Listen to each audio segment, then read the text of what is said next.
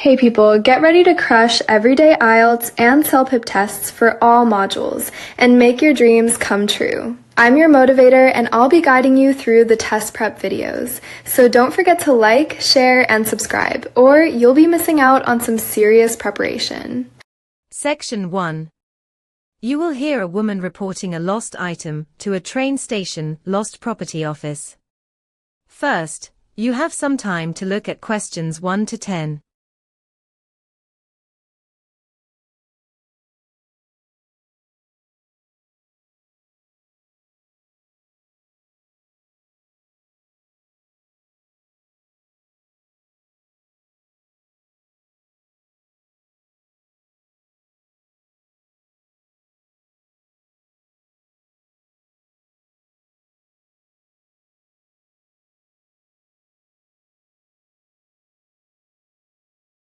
Now listen carefully and answer questions 1 to 10. Good afternoon. You've reached the Lost Property Office here at Birmingham New Street. How can I help you today? Oh, hello, yes. I think I've left something on the train, and I'm really hoping you might be able to help me track it down. Of course, I'll do my very best. Let me just fill in a report for you now. Could I start with your surname, please? Yes, it's Whitmore. Whitmore. Whitmore, lovely. And your first name? Sandra. Sandra Whitmore, right. And could I take a contact number for you, in case we need to get back in touch? Yes, of course. It's 07742 315896. That's my mobile, so it's the best one to use. Let me just read that back to you, 07742 315896. Is that correct? Yes, that's right. Brilliant, thank you. Now, when exactly did you travel? What was the date? It was today, the 9th of June. So just this afternoon, really. The 9th of June, got it. And which station did you actually board the train from? I got on at Coventry. I was coming here to Birmingham for a meeting. Coventry, right. And do you happen to know which specific service you were on? The departure time, perhaps? Let me think. Yes, I'm fairly sure it was the 14:25 from Coventry. I always check the board before I board, so I'm pretty confident about that. The 14:25, perfect, I'll note that down. Now, could you tell me what it is you've actually lost? Yes, it's a laptop bag. I think I must have left it on the overhead shelf above my seat. I only realized when I got to my meeting. A laptop bag, okay. Can you describe it for me? What color is it? It's dark green, quite an unusual shade, actually. It stands out a bit because most of them you see are black. Dark green, that is helpful. Do you know the brand or make of the bag at all? It's a Samsonite.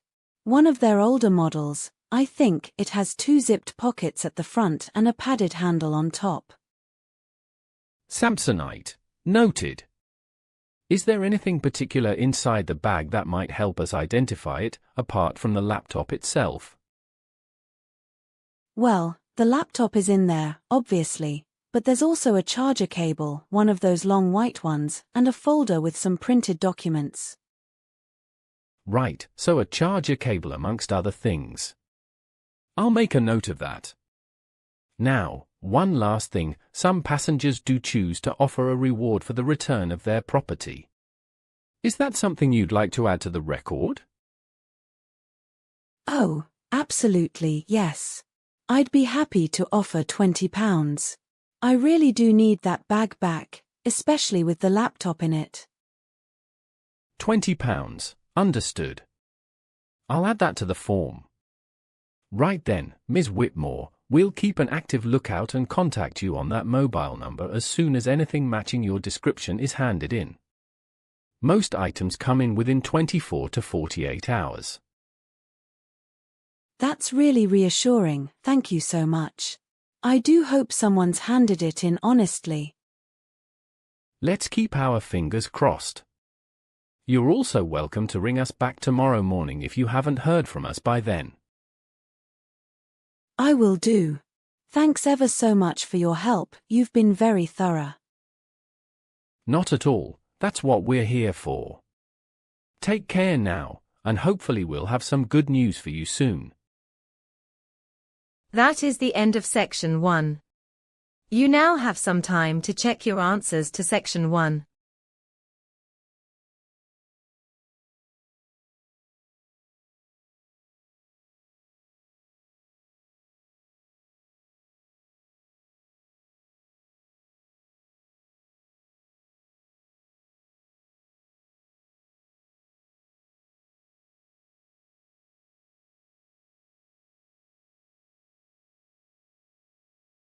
Section 2. You will hear a community center manager describing activity programs and rooms. First, you have some time to look at questions 11 to 20.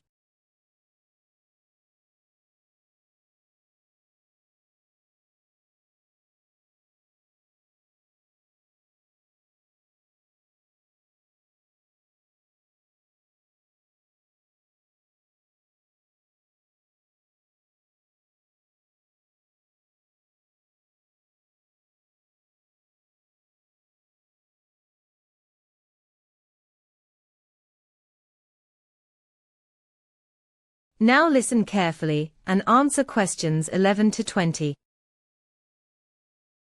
Good morning, everyone, and welcome to Hillcrest Community Center. My name is Janet Morrison, and I'm the center manager. Thank you for coming along today. I'd like to take a few minutes to walk you through our activity programs and the various rooms and facilities we have available here. Let me begin with our fitness program. I'm delighted to tell you about the most significant change we've made this autumn. While we have had requests to introduce yoga classes and also to refurbish the gym, and those are both firmly in our plans for next year, the priority change we have delivered right now is extending the opening hours of our swimming pool. The pool is now open from 6 in the morning until 9 o'clock at night, 7 days a week, which we hope will make it far more accessible for working members of the community. Now, I know membership costs are always a concern, so let me be clear about our pricing. An adult monthly membership here at Hillcrest costs £35. That gives you unrestricted access to most of our facilities throughout the month. Comparable centers in this area tend to charge £40 or even £45, so we believe this represents genuine value for money. For families with younger children, we run a very well-attended children's art workshop. We did consult parents about the timing, and there were suggestions for Monday mornings and Wednesday afternoons, but the overwhelming preference was for a weekend slot. So the workshop takes place on Saturday mornings, from 10 until noon, and is open to children aged 5 to 12. One of the spaces I'm most proud of is our community kitchen. I want to be clear about what this room is actually for, because there's sometimes confusion. The community kitchen exists primarily to run training sessions for local residents. We deliver courses covering basic cookery skills, nutrition, and food hygiene certification. It is not a facility for cooking competitions, and it is not used to cater for our own events. Its focus is entirely on education and skills development for the community. You may also have noticed that our main hall looks quite different. We carried out a full renovation earlier this year, and the central improvement was the installation of a state-of-the-art sound system designed specifically to support live performances and concerts. We considered expanding the seating capacity and also looked into fitting air conditioning, but after consulting with performers and regular audiences, improving the acoustics was clearly the highest priority. On a practical note, and this is important if you want to reserve any of our rooms or spaces, please do not telephone reception or come to the desk in person. The most efficient method, and the one we ask everyone to use, is our online booking system. You access it through the center's website, and you will receive instant confirmation once your booking is processed. This keeps things running smoothly for all of our users. I'd now like to highlight 4 specific areas of the center. Firstly, our dance studio. This is consistently our most in-demand space, particularly at weekends.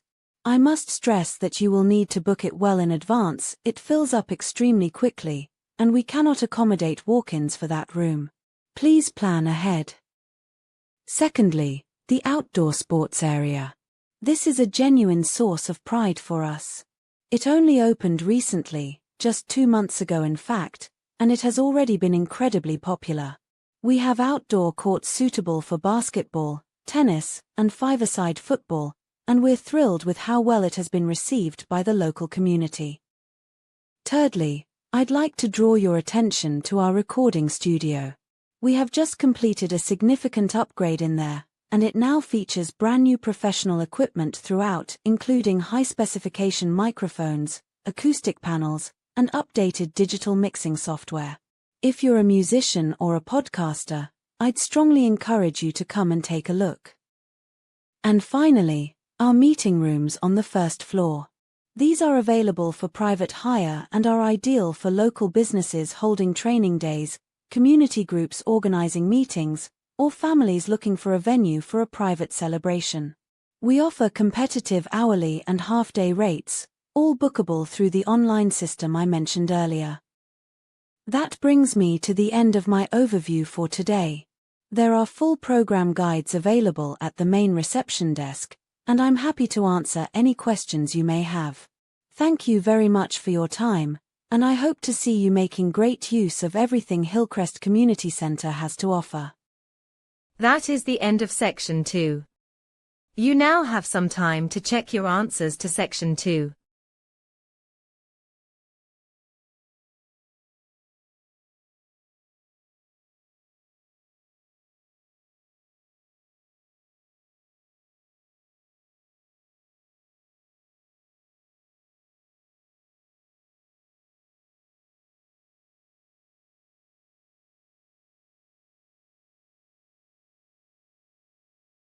Section 3. You will hear a student and tutor reviewing a report on consumer behavior. First, you have some time to look at questions 21 to 30.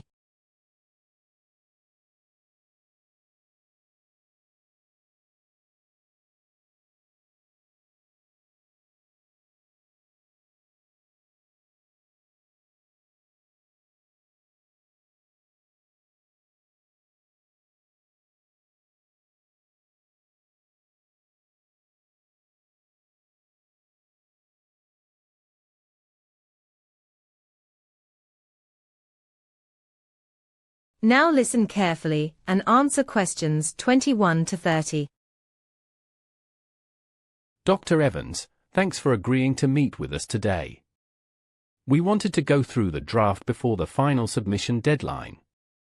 As you know, our report focuses on impulse buying in supermarkets and what drives consumers to make unplanned purchases at the point of sale. Yes, I've had a chance to read through your draft and I have some useful feedback. Let's work through it section by section. First, remind me of your overall sample. How many people took part in the study? We recruited 85 participants in total. They were drawn from social media platforms and university notice boards, so the group was reasonably varied in terms of shopping habits, even if not fully representative. 85 is a workable number for an undergraduate report. And what was the primary instrument you used to collect your data? We used online questionnaires as the main tool. We did consider running focus groups and doing in-store observations, but given our time constraints, online questionnaires allowed us to reach participants far more efficiently and still get a decent volume of responses. That's a sensible justification. Now, moving on to the literature review, I felt the foundation was broadly solid, but before you submit, I'd like you to strengthen it considerably. Specifically, you need to incorporate some cross-cultural studies. Consumer behavior varies significantly across different cultural contexts, and ignoring that dimension does weaken your theoretical base. We did consult a handful of international sources, but you're right, the bulk of what we cited was UK-based research. We'll make sure to bring in cross-cultural perspectives to give the review more depth. Good. Now, how did the practical side of things go? Did the data collection process run to schedule? Not quite, I'm afraid. The data collection took considerably longer than we had planned. We originally estimated 2 weeks to gather all our responses, but it ended up taking nearly a month. We had to send several rounds of reminders before we hit our target number. That's a very common issue with questionnaire-based research, so don't be too disheartened. What about the theoretical framework underpinning your analysis? How confident are you in that section? Honestly, we both feel that the theoretical framework still needs more research to be fully convincing.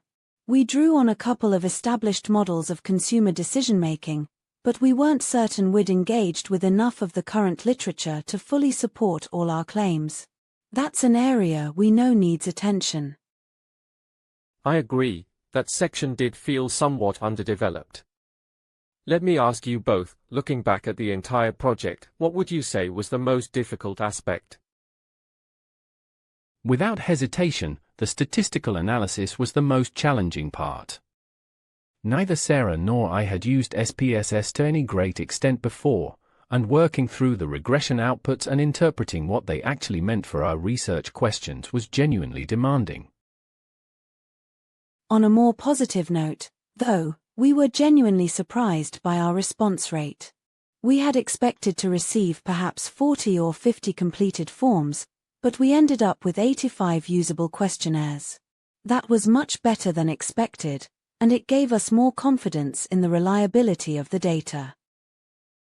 That's great to hear. A strong response rate does strengthen the validity of your findings. Now, let's address limitations. What have you acknowledged in the report itself? The key limitation we flagged is that the sample was not representative of the wider population. The vast majority of respondents were young adults aged between 18 and 30, so we can't really generalize these findings across all consumer age groups, and we were careful to say that. That's an important and honest acknowledgement. Good. My final and perhaps most significant recommendation concerns the conclusion. I'd like you to restructure the conclusion entirely. At the moment it reads like a straightforward summary of your findings rather than a genuine synthesis that weaves everything together, reflects critically on what you've found, and points meaningfully towards future research directions. We did find it difficult to know how to bring everything together effectively. We'll rework that section to make it more evaluative and forward-looking, as you suggest. Is there anything else we should prioritize before we submit on Friday? Just ensure your proofreading is thorough and that your referencing style is consistent from beginning to end. Overall, though, you've produced a commendable piece of work and I look forward to reading the final version. That is the end of Section 3. You now have some time to check your answers to Section 3.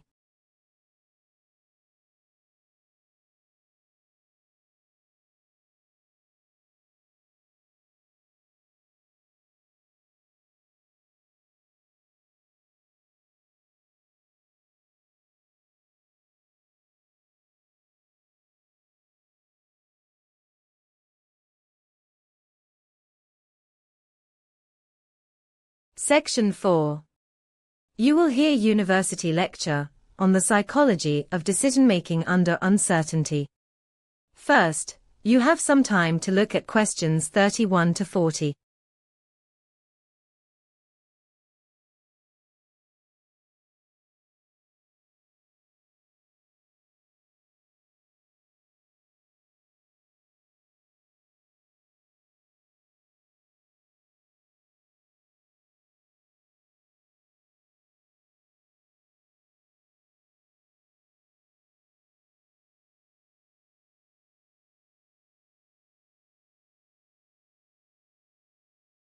Now listen carefully and answer questions 31 to 40. Good morning, everyone. Today I want to explore one of the most compelling areas within cognitive psychology, the psychology of decision-making under uncertainty. For centuries, economists assumed that human beings were rational agents who calculated expected values and selected optimal outcomes.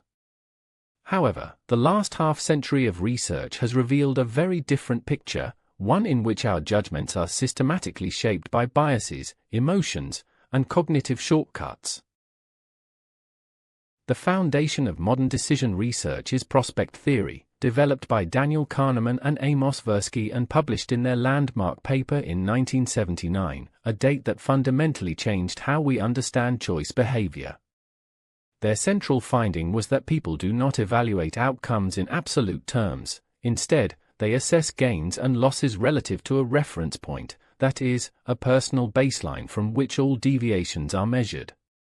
One of the theory's most striking insights is the concept of loss aversion. Research consistently shows that losses feel roughly twice as powerful as equivalent gains, making the pain of losing £100 psychologically more intense than the pleasure of receiving the same amount. Crucially, the way a choice is presented, what psychologists call framing, can dramatically alter decisions, even when the underlying facts remain entirely unchanged. Beyond prospect theory, our decisions are also heavily shaped by cognitive shortcuts known as heuristics. The most widely studied is the availability heuristic, which leads us to judge the probability of an event based on how easily examples come to mind, causing us to overestimate the likelihood of dramatic occurrences, such as plane crashes, while underestimating more mundane but frequent risks. A second well-documented bias involves anchoring. When we encounter a number or fact early in a decision process, it functions as an anchor, disproportionately influencing all subsequent judgments even when we consciously attempt to adjust away from it. A third, particularly consequential bias is overconfidence. Studies repeatedly demonstrate that people rate their own knowledge, skills, and predictions as far more accurate than objective evidence warrants, a tendency especially pronounced in domains of genuine complexity. Together, these heuristics reveal that human reasoning is not random, but follows predictable, systematic patterns.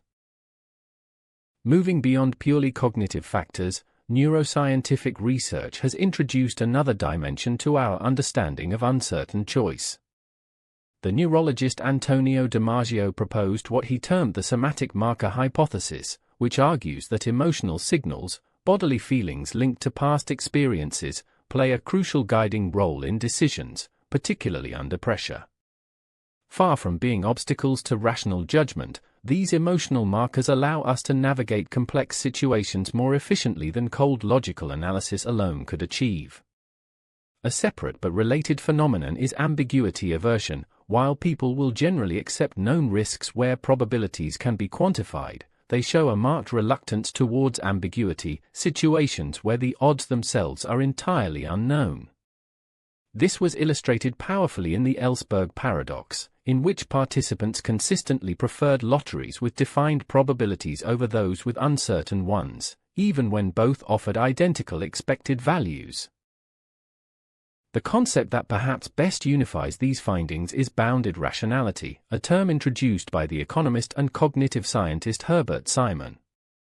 Simon argued that humans do not truly optimize their choices, we simply cannot, given the real limits of our cognitive capacity, available time, and incomplete information.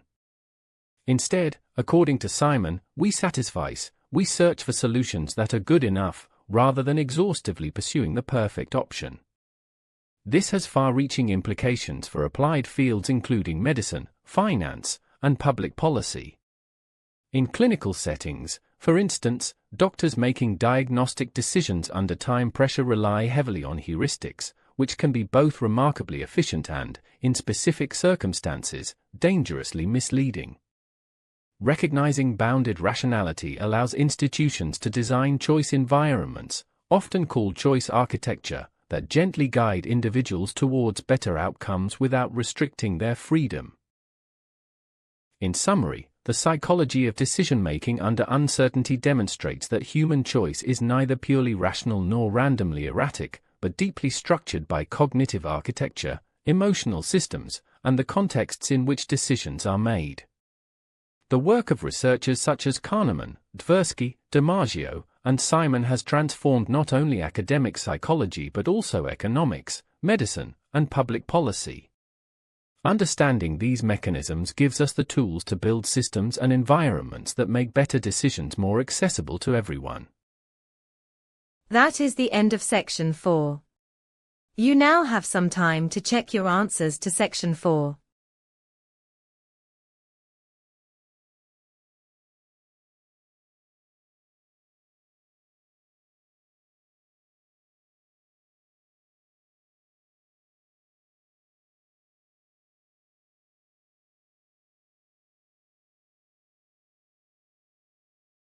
That is the end of the IELTS listening test. You now have some time to transfer your answers to the answer sheet.